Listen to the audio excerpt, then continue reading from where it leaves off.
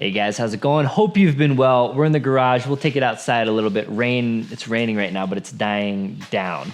This video is about my wife's new car. Now this isn't it. This is my wife's old car. She's keeping it though. This is a 2011 Toyota Sequoia. The new car you may have already seen because I haven't really been that secretive about it. If you're new here, this video is going to be a little bit of rambling. If you're just here for a Tesla review, I'll put timestamps and chapters down below. Click ahead because it is going to be good for you. I was researching EVs, Teslas, everything for a while before I bought this. All the videos are pretty much the same. They were helpful. They were informative. But when I got the Tesla, I was like, oh man, this is like, there's all kinds of stuff I had no idea about because I think the people reviewing these cars just assume that this is like your sixth Tesla or that you've had a bunch of EVs or that, I don't know, they're car reviewers. They're disconnected from more normal people like me who's never had an EV. And the stuff they were talking about, again, informative, but I don't know. I think this video would be a lot more helpful for people that don't have an EV. But as with a lot of my videos, we're gonna do some backstory. We're gonna talk about how we got here. So for those that know me, may be interested in that. For those that don't, feel free to skip ahead. So, our family's been growing. We have 3 kids now. Our daughter, high school daughter, has friends that were carpooling for sports or activities or whatever, and so the big vehicle made sense. Ashley had a RAV4. She loved her RAV4. It just was too small. So we were looking at new cars, sold the RAV4, got this. Ashley also wanted a car that she could beat up and not feel bad. Just kids could spill crap and get stains and whatever, and shopping carts could hit it, and she didn't want something nice. So I said, let's get a second-gen Sequoia. It's huge. It's, higher mileage. It's pretty good condition, actually, but it's a little beat up, and we don't really care. So it's just like, drive this, don't care. No worries. Hakuna Matata, and Ashley loved that aspect of it. She hates how big it is. She hates how bad it is on gas. So for certain things, depending on the activity, it's great. But if she's just like going shopping, then she's like, people always park next to me. The doors are too big. It's too hard to get the kids out. I hate filling up. I hate going to the gas station, especially with the kids. I hate filling, like, there's things she doesn't like about it. So she's been giving me undertones that she wants another vehicle, and actually she wants an EV for a while. But she didn't really want it because she feels bad, right? She's like, I get you have a lot of vehicles, but I don't need 2 vehicles, right? So they're kind of shared vehicles. And then so we were thinking about a lease, but then she was so worried about beating it up and scratching it and staining it. And I was like, all right, let's just find one to buy. We'll understand that it's going to depreciate. We understand it's going to just don't worry about it. We won't get anything, we won't get a Rivian R1S. It's like $100,000 or whatever. We'll get something that's a little smaller, a little more practical, and just, don't worry about it. You beat it up a little bit. It's fine. So we landed on the Tesla Model Y. And again, I'm going to talk a lot in this video. I'm going to talk a lot about it. I'm going to talk about features. I'm going to talk about what I like about it, everything like that. So that's this video. Don't worry, I'm gonna get to it. Right here, we're in the messy garage. We got chicks here. We got multiple brooders. We got chicks at multiple stages of life. If you don't know, we have laying chickens. We have a rooster. We actually hatch some of our own. Ashley's been buying other hatching eggs, specialty breeds and whatnot. So we've been going on chicken. We got like 50 or 60 chickens right now. I think if you have specialty chickens, reach out to me. I'd love to chat, maybe buy some hatching eggs or something from you. I don't know. But we're full force chickens. So it's kind of dirty. It's kind of dusty. But the Tesla. So here it is. Again, we'll pull it outside. We'll have less of my face. I'll show you a bunch of the features and things that you probably care about here in a second. But here it is in the garage. This is where it sits. These mats are great. So the salt and road grime and junk and whatever melts off, especially in the winter, and it doesn't get everywhere. Obviously, the garage right now is a disaster, but normally it's a little cleaner, and the mats keep it clean. Highly recommend, especially for people that live in snowy conditions. So we have a mobile charger over here that actually have run to an extension cord that's hooked up to an anchor system over here. So part of this was the science experiment. I wanted to see. So I have solar on my house with a whole battery array, and so I could charge it from that, obviously. Like I have 10 kilowatts of solar, and I have a big 54 kilowatt battery. It's not nothing crazy. Like I wish I had more solar. I wish I had a bigger battery, but it's a decent system. So that, I like the idea of it. I like the idea of producing my own gas, right? If the grid goes down and the gas stations dry up, I could keep driving this thing. I could keep on driving it. Separately, I had a separate science experiment. I actually did a whole video on this if you're interested in more details. But separate from my grid-tied house backup battery 10 kilowatt solar system, I actually have a separate toy system right now that I just have for kind of fun, for science experiments. And that is what, 12 plus 16, 2,800 watts, 2.8 kilowatts of solar on the roof, dumping into the Anker Solix F3800 with 3 extra batteries. So this is about 15 kilowatts of batteries getting fed by solar constantly. So real quick, you can't just plug solar directly into the car, but you're also sometimes driving the car. It's not always here. It's not always home. This is always here. It's going to be collecting solar all day, every day. So the long range Model Y battery is 75 kilowatts. This is 15 kilowatts. So this isn't enough to charge it all the way, but it kind of basically levels out the solar. So, I can charge it and get this down to 50%, but then it'll take a handful of hours to start charging back up. So then I can charge it, and the battery level can fluctuate, but the solar input, I'm capturing 100% of it because it's always here. You guys probably don't care too much about that, but I'm trying an experiment to see if the 2,800 watts of solar plus the 15 kilowatts of battery standalone system, I charge my golf cart with that and some other batteries, but primarily it's charging the Tesla. Colorado is pretty sunny. This experiment, I wouldn't be able to do it in the winter with the shorter days and the cloud cover and the snow and all of that stuff. In the summers, I will overproduce. That will be the sole charger of the Tesla, no problem. So far in April, that has charged it, I would say 95% of the time, and then I plug it into the house a little bit. I use the mobile charger. That can handle 25 amps at 240, or I got the 1520, so it's the 20 amp. It's kind of standard household, but 20 amp that charges it a little bit faster than the 15 amp that comes with it. So anyway, that's the charging setup, and I've been nerding out about that. I could do a whole video just on that. If you're interested, maybe I will, but I'm going to just keep it at that. It's been a fun science experiment. But it is one way about, I'm not going to get into environmental impact and lithium mining, and you're getting your energy from I'm actually getting my energy from solar myself. So I probably, if you care, how my setup is 100% charging at home off of solar. Even when I charge from home, not with my little science experiment, I am actually still charging from my own bigger solar and battery array. So if you're interested in that, cool, kind of fun, kind of science experiment, kind of nerdy, kind of good for the planet. We're checking all the boxes here. The other thing is all of my cars are pretty flashy. This one, even though it's pretty standard, white Sequoia, there's a bunch of these out there. It's got a little bit bigger tires, a little different offs. It's got some roof racks. The average Joe won't really think much of this, but someone may recognize it. Now, if we're going ultimate gray, man, what's more gray than a literal gray, most popular vehicle on the road today? So this is Model Y. I think it's the #1 selling car in the world.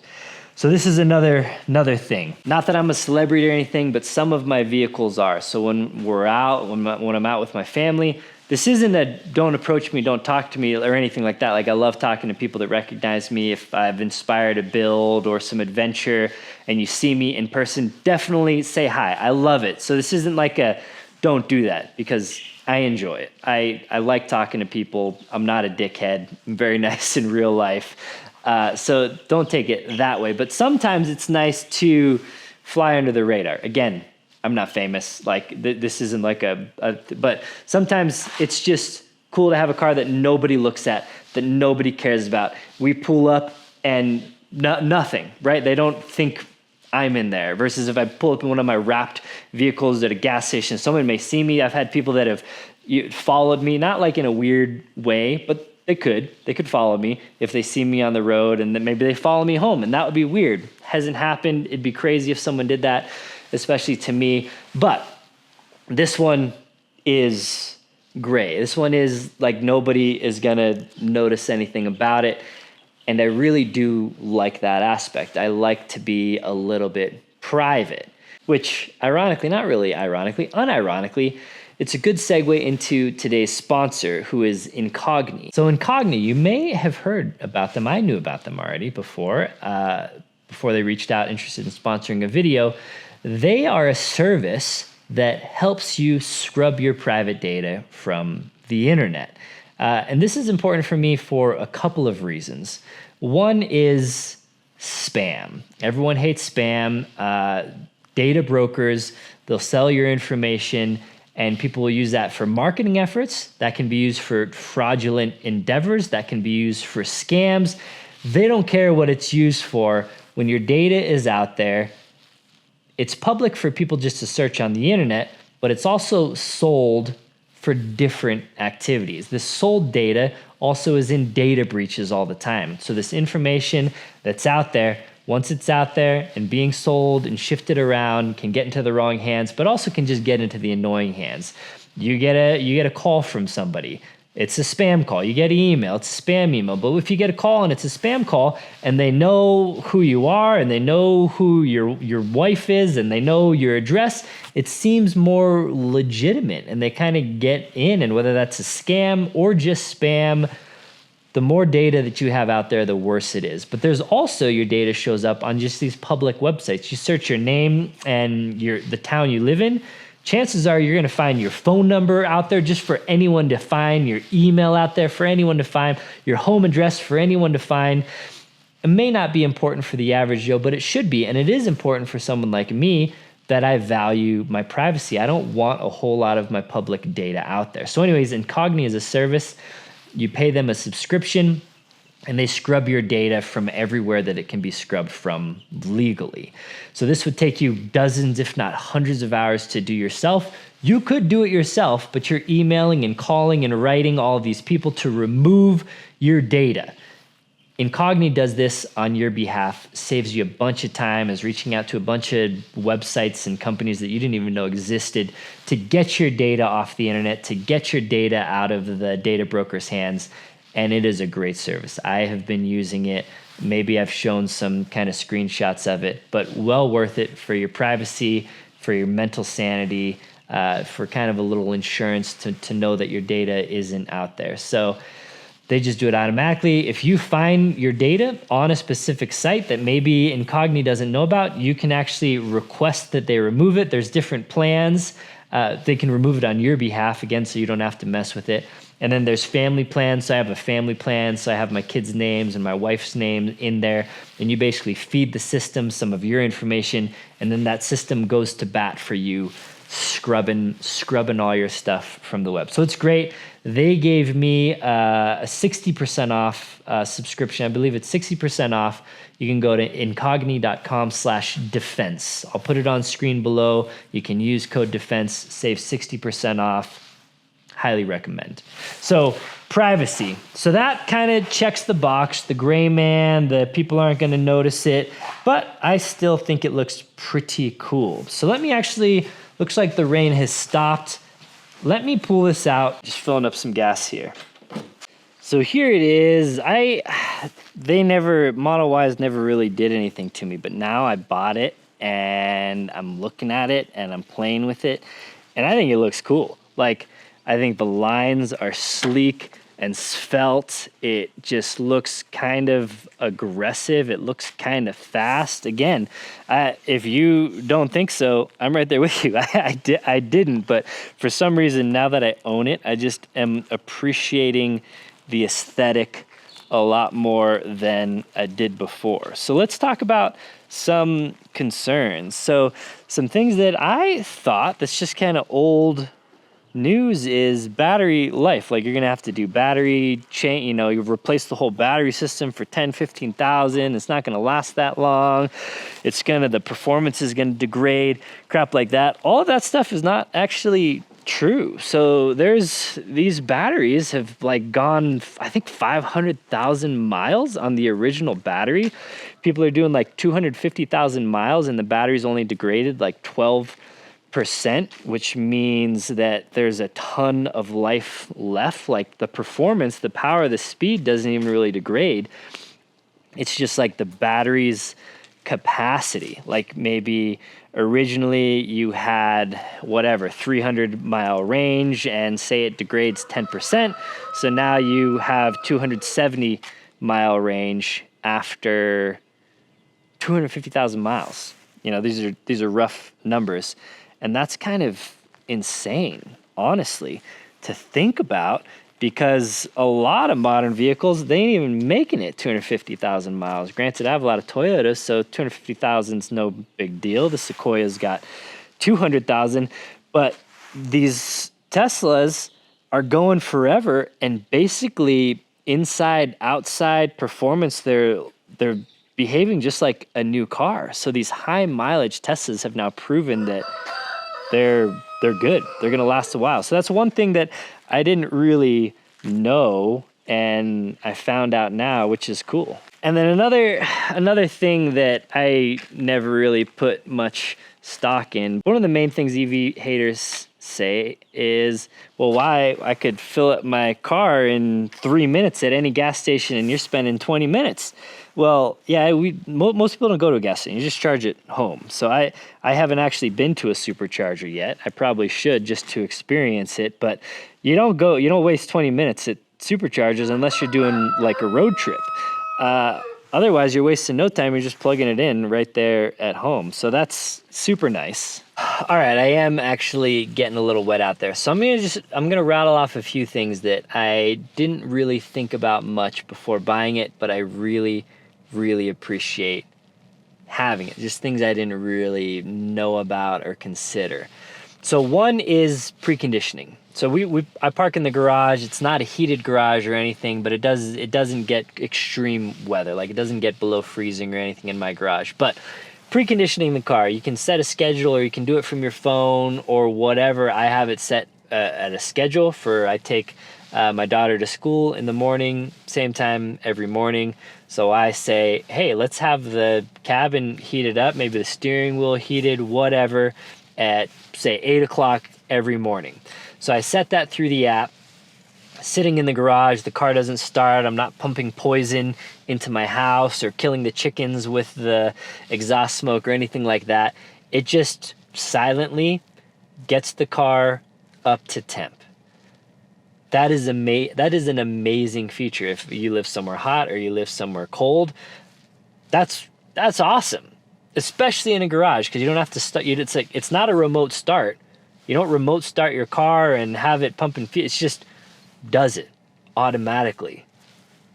So nice. I mean, this car is gonna make humanity soft. I don't like being soft, but it's nice. On the same token, sometimes we'll get home and the kids will be asleep in the car, and maybe it's cold or whatever. We can keep the temp on. So they have something called dog mode or camp mode or whatever, just keep the car on. And then again, no fumes, no engine running, no gas burning.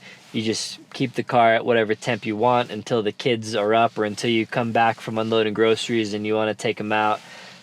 That is a feature that I didn't think would be so good, but especially with kids is so good. So that goes along with the remote app. Like, there's the summon features and all kinds of crazy stuff. It can be parked. You can tell it to come and pick you up at the front of the store. I haven't used that feature. It sounds crazy, but it's good. Maybe you get parked in and it's too close to load the kids, or it's too close to even get you in. You can, again, full summon, but you can also just back the car up from your phone. Insane. Just back it up. You can open the door, get in, drive away. Insanity. The other thing is phone as a key. Works perfect. I have this feature on other vehicles, and it's kind of clumsy or laggy, or just doesn't really quite do everything you need it to do.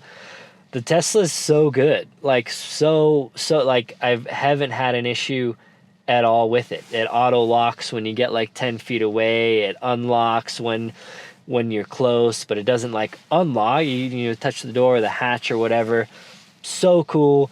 You can open it from your phone ahead of time, the hatch, and it's just everything just works. Profiles on the screen. There's no Apple CarPlay in a Tesla. This is different with other EVs.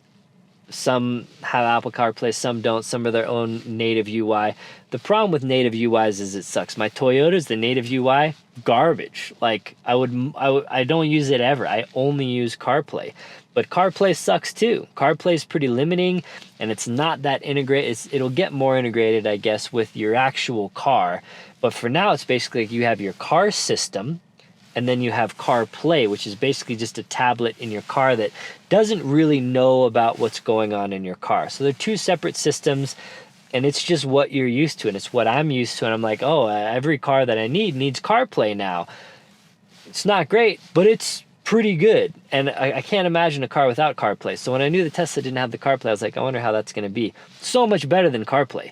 The UI on the Tesla is light years ahead of CarPlay. Everything you want, everything is so intuitive. You got navigation, which I'm not going to show because it's at my house. I just am, navigating somewhere random, so you see it over here. The navigation is so good. The driving dynamics, the actual footage of your car driving and showing other vehicles on screen, the full self-driving, the integration with Spotify or Audible or whatever. The cameras, there's no panoramic cameras, at least on the Model Y. It has all the cameras you really need, but having no panoramic view, like even my Tundra has the panoramic view.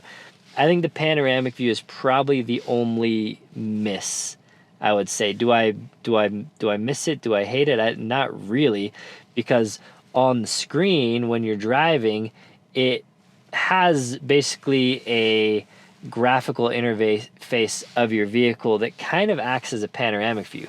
So you can see the cartoonized lanes in the parking spots or whatever, and that really gives you a pretty good idea of what's going on. Good. There's actually even an Apple Watch app that you can do a lot of these features from. So if you want to remote unlock, lock, remote set the climate, obviously all that stuff that you expect, you can set, charge times and like all the stuff you would expect. But you can also live view the camera through Sentry. It has an always on essentially dash cam. So if somebody keys your car or bashes it in, as some of these like mindless NPCs are doing right now, it'll catch them on your always on Sentry. If you want to do a live view of the camera up here to see how your dog's doing in the car, you can do that at any time. If you want to crack the windows, you can do that. If you want to precondition the car, it's a hot day and you want to say, actually, I'm going to be back in the car in a couple minutes, let me kick on the AC. You can do that. You can set the cab to, it's called overheat protection.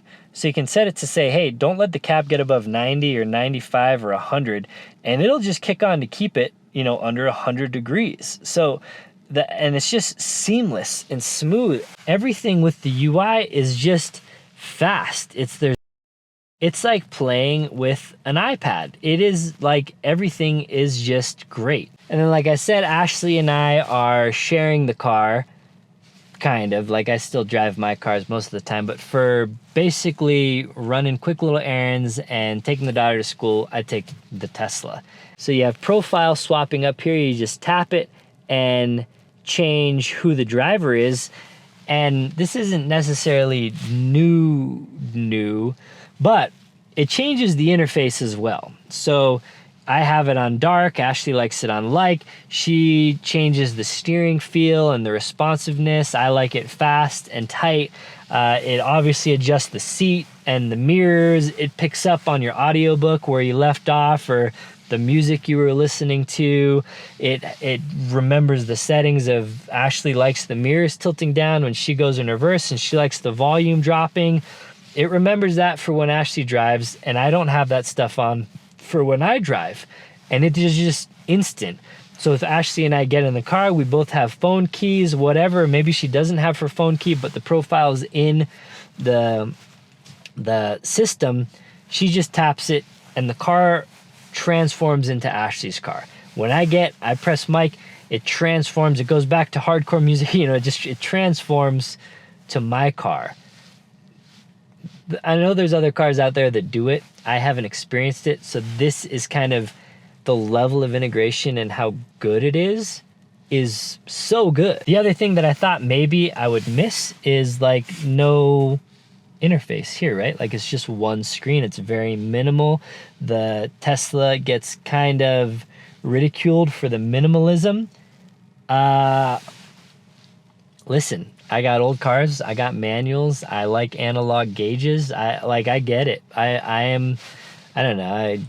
I feel weird calling myself a car guy, but I'm a car guy. I've owned many cars. I enjoy the driving aspect. I enjoy analog, but I don't miss any of it. And if you just take this car for what it is, I'm not trying to make this an old air-cooled manual Porsche, right? Like this is what it is.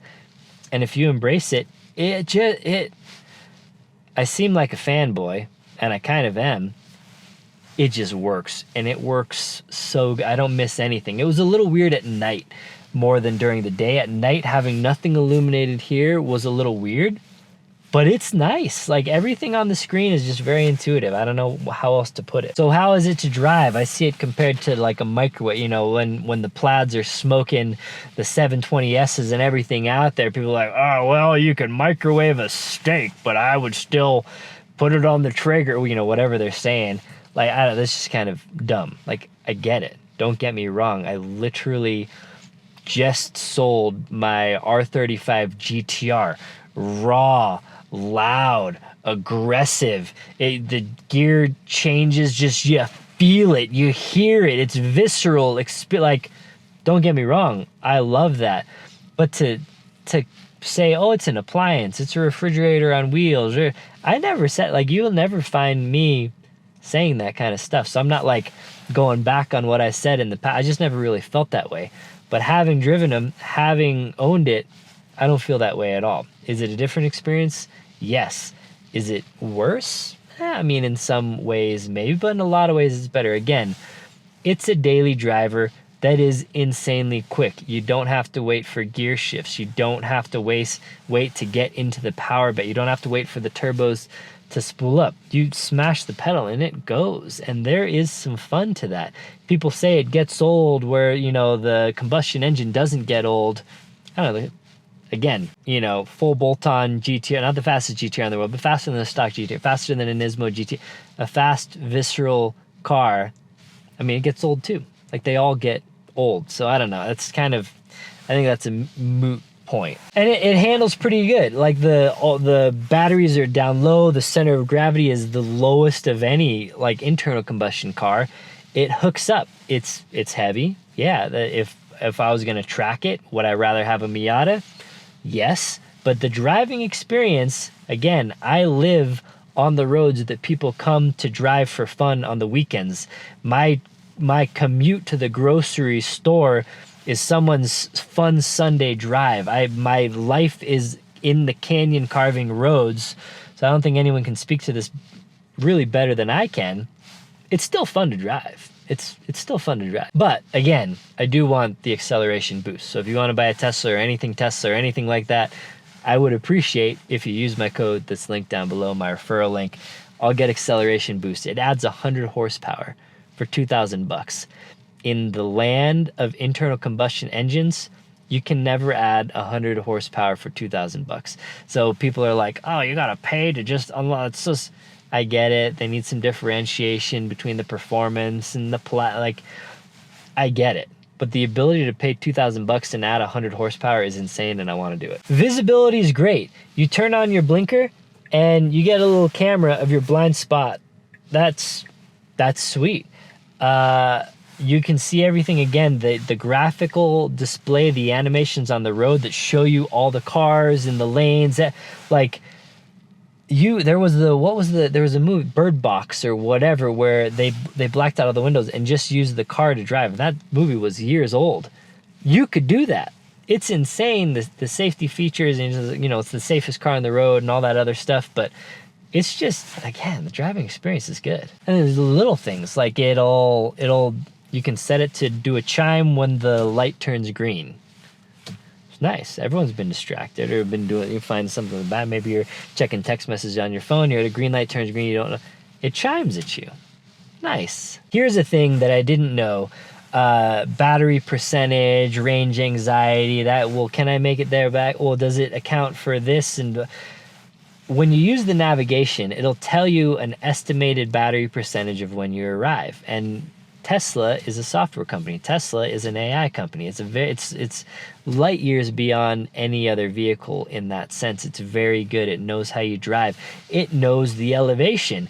So I can set a destination. I'm up in the mountains for down in town. It could be 20 miles away. I could leave with 50% battery. It tells me I'm going to get there with 50% battery because the regen and the energy efficiency and everything. And I get there and I have 50% battery. It'll show you when you're navigating somewhere, it'll say the round trip. So if you go there and back, how much battery percentage will you get when you get back? And it takes into account everything, speed, climate, elevation change. That's cool. For a nerd, I am a nerd.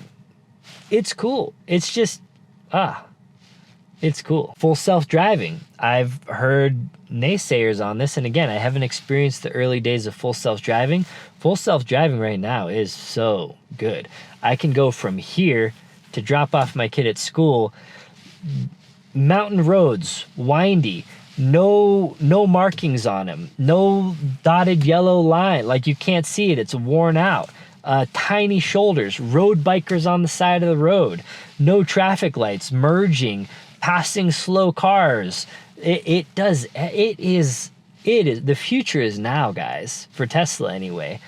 I'm sure there's other ones that are decent, but Tesla's, as far as I've researched, nothing touches, especially with its latest updates, nothing touches it. And apparently it just gets better and better and better with more cars on the road. And I think that competitive advantage is just going to keep getting bigger. So full self-driving, I like to drive. I won't use full self-driving much, if at all. I have a trial. I didn't buy the $8,000 package. So you can do it monthly, which is like $100 a month to get full self-driving. And maybe I'll kick it on if I'm doing a road trip. I'll probably never use this car on a road trip, honestly. I'll use some other vehicle on a road trip because I still think filling up at gas stations makes more sense. But we'll see.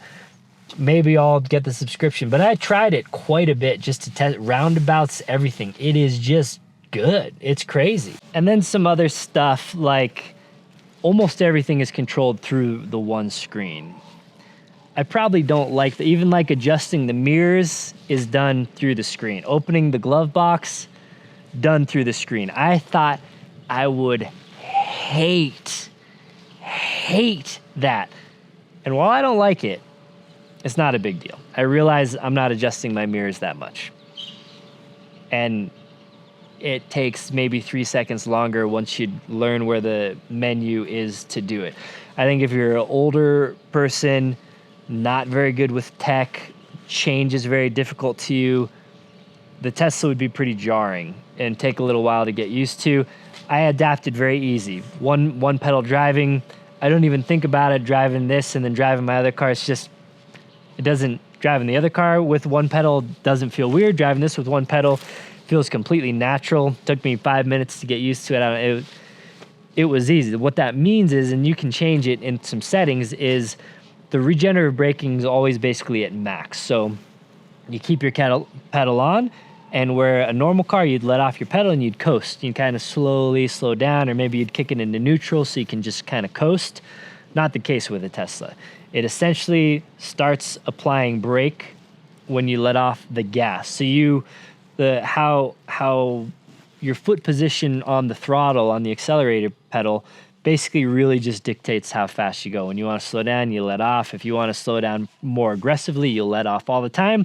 Still does have a brake. You can still slam on the brakes, but if you time everything right, and somebody doesn't pull out in front of you and you have to like slam on the brakes, you can essentially get from point A to point B without ever touching the brake pedal. Kind of cool. The handles. I see a lot of people defending the handles, saying, "Oh, they're so easy to use," and "Oh, I don't know what the big deal is." And it's right. They are pretty easy to use. They're pretty intuitive. Well, I don't know if they're intuitive, but you press this down and it opens up. When you have stuff in your hands, they are a pain to use. So I don't know. I haven't seen a single person talk about the Tesla that isn't like a hardcore Tesla fanboy that won't fault the car for anything. I'll fault the car. Like, I get it. It's aerodynamic. It's more performant, whatever. Maybe they'll release a software update that when you approach with your phone key, maybe they'll pop out. But right now, if you're carrying a cup or have something in your hand, whereas on a normal car, whatever, I don't really have anything to carry. But this is an example. I can just come in and I can open this with my pinky. Like, as long as I can get something, I can open it. This is probably a bad example because I think I can still open it. But imagine all I had was a pinky. Like, you couldn't really do it, right? Like, you kind of can, and you could kind of get in there, and but obviously it's just more of a pain. So the handles, if you're carrying something, are a bit. If your hands are free, they're pretty easy. Now, I've never owned a vehicle that has, this kind of magic, so I can't speak to it. The Model Y does not. So you either got to open it from your phone, the app, the screen, or you just touch the button. It is way faster and way better than the RAV4 does. You can adjust how high it opens, all that crap. That's pretty great. We're already beating stuff up in here with the stroller. Looks like we're scratch and denting the rear panel. But like I told my wife, that is okay. So we have the 7-passenger. I'm not going to open it up. The third row is a joke.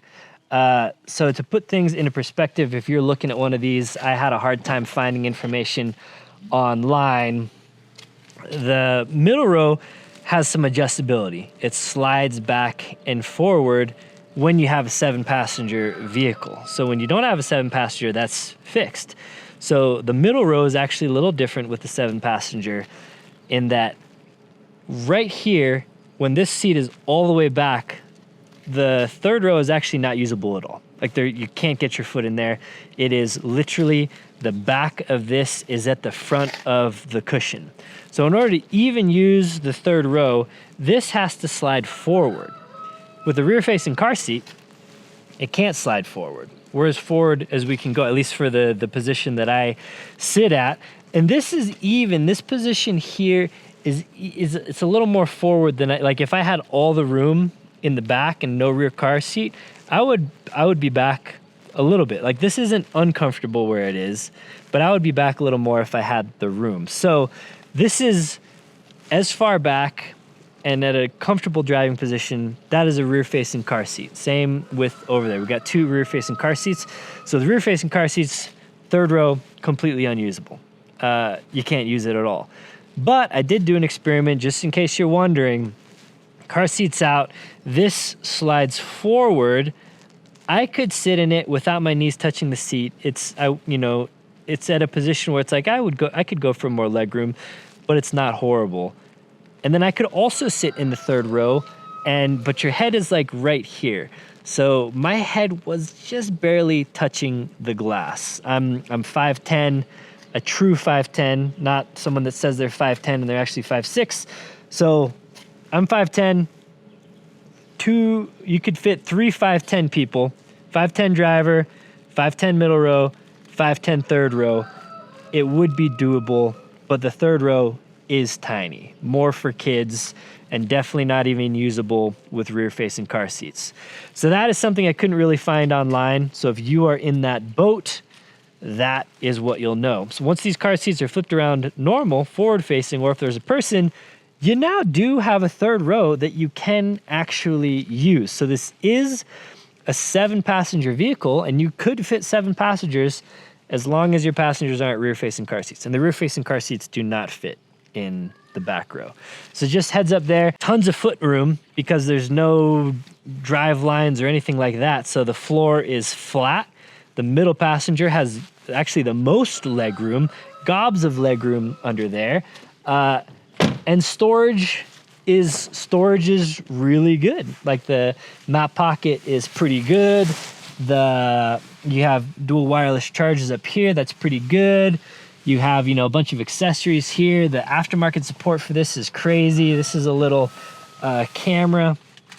This is, the baby car seat camera. So I just have that mounted to this little thing that I bought here. That works nice. I bought this little thing that has these retractable USB chargers, which is pretty cool, but I found I've been using the wireless and they actually work pretty good. Storage in here, pretty deep. A lot of people get this little shelf, they add onto it. Storage back here, I have some stuff. This is another shelf. I have stuff under the shelf. Cup holders are pretty weak, but they're pretty standard. I got the bigger one that holds the Nalgene. It's pretty standard cup holder stuff in the front. But where things get genuinely interesting is, well, A, the frunk. The Tesla definitely crushes the competition in the frunk game. And so the frunk, you got to either open from your phone or the screen, because there's no manual button you can hit. So you'll hit that, it'll open up. And this is another, they sell some aftermarket mods that'll pop it up and whatnot. But right now, this is a manual process. It does at least have a strut, so it will stay open. But then you got to manually close it, and closing is kind of weird because you're not supposed to slam it. So the frunk, the hood is kind of a miss. But the storage capacity, we actually keep like cooler bags in here that are sized for it, for groceries and whatnot. This is actually a ton of room. The new ones even have a little drain plug down there, so you can use it as a cooler or whatever. I would never use that feature anyway, but it would be cool to have. But the frunk crushes. The Volkswagen ID4 doesn't even have a frunk. The Ioniq 5 frunk, pathetic. This frunk, pretty huge, pretty usable. Like an average, well, maybe a small like woman or a small man could probably fit in there. Honestly, I haven't tried it, but I don't know why I use that example. People are gonna think I'm weird, but I was just trying to think of like to give you some scale. So back here, this is actually pretty good room. It's not super wide, and this storage space is basically the same with the 7-seater versus the 5-seater.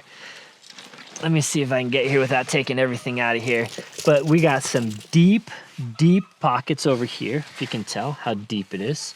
So a lot of room on either side of this. I have that filled with kind of like a get home bag and some other junk. And then under here, this is also very deep. This is like a whole like 50-liter cooler capacity, probably more, probably a 70-liter cooler capacity down here. There's no spare tire, so that's kind of what you get. And then the third row seats are just right there, obviously. The only thing that the 5-seater gets is there's like a shallow storage compartment there. You don't get that on the 7-seater because that's where the seats fold flat, but it folds flat, which is nice. And the 7-seater, instead of just having this continuation, has some little armrests there for you. Other than that, I added one of these little wings, blacked out the emblems. Actually got different, these are hubcaps, really, Aero wheel covers. You can get the ones that don't have the wheel covers. This one came with 19-inch wheel covers. 19s apparently is a more comfortable ride as well versus the 20s on like the performance. So I got these wheel covers. They're super popular, like everyone has them, but I think they're the best looking ones. And this is also for Ashley. These are super cheap and they'll stick out a little bit and they're just plastic. So if Ashley curb rashes it, this is like a sacrificial, can replace them for cheap type of deal. And then the Aero obviously helps with fuel economy. Other than that, I added a couple little mud flaps, and that's really it. Tinted the windows. That's the other thing it's a pro for me. That's it. I don't care. I'm not trying to do anything else. I'm not doing intake, exhaust. I'm not lifting this thing. I'm not lowering this thing. I'm not doing anything. It's done. For all of my other vehicles, it's just like, oh man, I could mod that thing. I could spend another $100,000 on mods on that thing. This, no, other than like, again, like I've mentioned a couple times, use my referral, like the acceleration boost, there's nothing really I want to do to it. Like, it's pretty nice. Some other stuff I saw is like the Model Y cabin noise is loud and the suspension is crappy.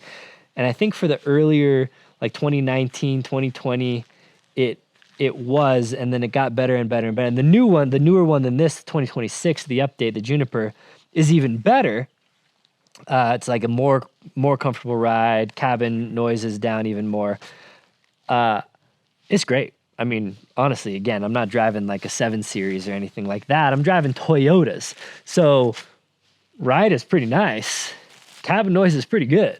So if you hear people talk about like cabin noise and ride quality, so I mean, at least on my sample size is a 2025, which again is better than the previous generations, but not as good as the new one. I don't think you need to be I don't think you need to be worried about cabin noise or ride quality. Ashley thinks it's amazing. Ashley's like, it could get better than this, and I'm like, yeah. I mean, I don't think it's amazing, but it's totally fine. Like, I wouldn't complain about it. So I think that's it. So those are my thoughts on the Tesla Model Y. It's not making me. Well, actually, it might make me sell my Golf R, because my Golf R was previously my just kind of take the kid to school car, and this is just better. It's just better. Sorry to say it. Maybe I throw in my man card or whatever, but it's a good car. It's not going to replace basically any of my, trucks and stuff. And it won't, it doesn't give you the exhilaration of a true, just raw, visceral sports car. But you get the Performance Model Y or the Performance Model 3 is even quicker, or like a Plaid obviously is insane. I think I would be hard pressed to want a modern sports car if I had a Plaid, just because it would be so good. Like, I think I would still want, something a little more of vintage. Again, I've said visceral a lot, but a little more just raw. Like, that's the differentiator.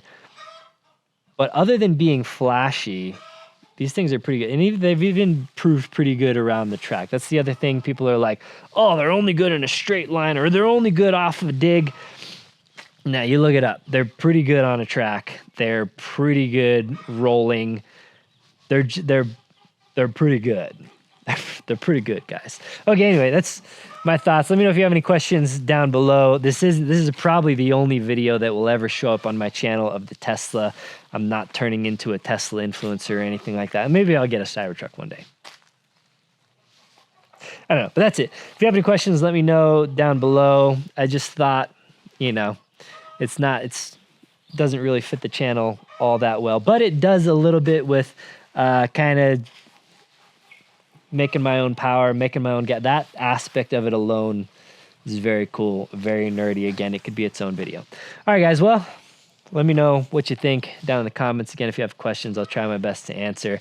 If you hate Teslas, whatever. I don't care. If you hate EVs, whatever. It is what it is. Look internally.